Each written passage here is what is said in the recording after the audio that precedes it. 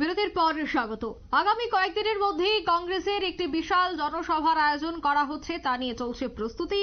মূলত 11ই মার্চ কংগ্রেসের এই সমাবেশকে কিভাবে সফল করা যায় তা নিয়ে কিন্তু প্রায় প্রতিদিন কংগ্রেস ভবনে বিভিন্ন অঙ্গ সংগঠনগুলি নিয়ে চলছে পর্যালোচনা বৈঠক এবং প্রস্তুতি বৈঠক। এই প্রস্তুতি বৈঠকে আগামী 8 তারিখ অর্থাৎ আন্তর্জাতিক নারী দিবস এবং 11ই মার্চ কংগ্রেসের সমাবেশকে কিভাবে সফল করবে মহিলা কংগ্রেস, সেই বিষয়টা নিয়েই আজ কংগ্রেস ভবনে বিশেষ বৈঠকের আয়োজন করা হয়েছে। এই বৈঠক থেকে কি বলছেন কংগ্রেস সভাপতি আশিস কুমার সাহা, শোনাচ্ছি।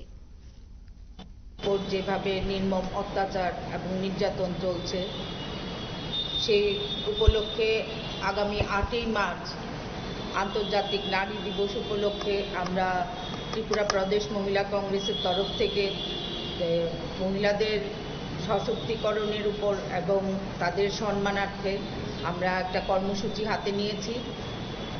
আগামী 8ই মার্চ আমাদের কেন্দ্রীয় নেতৃত্ব তথা আমাদের যে ইনচার্জ সপ্তগিরি শঙ্কর উলাঙ্কা উনিও উপস্থিত থাকবেন। আর আমাদের প্রদেশ কংগ্রেসের মাননীয় সভাপতি আমাদের যে নির্দেশ দিয়েছেন, সেই নির্দেশ আগামী 8ই মার্চ আমরা পালন করব। আন্তর্জাতিক নারী দিবস উপলক্ষে সমস্ত মহিলাদের আমরা আহ্বান করব। আমাদের দলীয় কংগ্রেস ভবনে আমরা সেই অনুষ্ঠানটি করতে যাচ্ছি। আর আগামী 11ই মার্চ আমাদের যে বিশাল সমাবেশ হতে চলেছে, সেখানে আমরা দল মত নির্বিশেষে সমস্ত ত্রিপুরাবাসীকে আহ্বান জানাবো এবং সেই উপলক্ষে আমাদের কর্মসূচিও শুরু হয়ে গেছে সমস্ত ব্লকে ব্লকে এবং জেলা স্তরে।